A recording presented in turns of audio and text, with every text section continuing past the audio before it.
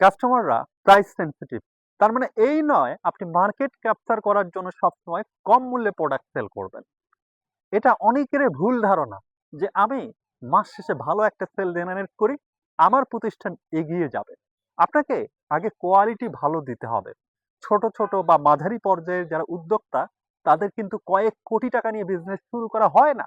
এজন্য সীমিত সম্পদ বা টাকার মধ্যে আপনার সেরা ইউটিলাইজেশন দরকার।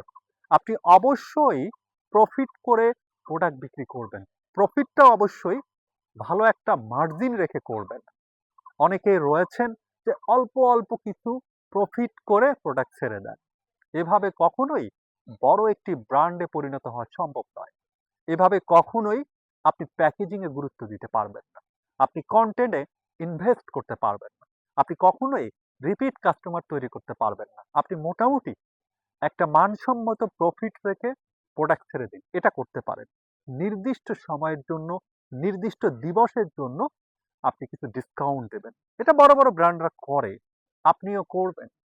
তাহলে কোয়ালিটিতে কম্প্রোমাইজ না, সেটা মার্কেটিং কোয়ালিটি থেকে শুরু করে প্যাকেজিং কোয়ালিটি, প্রোডাক্ট কোয়ালিটি সবগুলোতে আপনি কাঁপিয়ে দেবেন এবং ১০০ টি প্রোডাক্টও যদি সেল করেন, তার মধ্যে ২০ জন যেন কাস্টমার রিপিট হয় আপনার।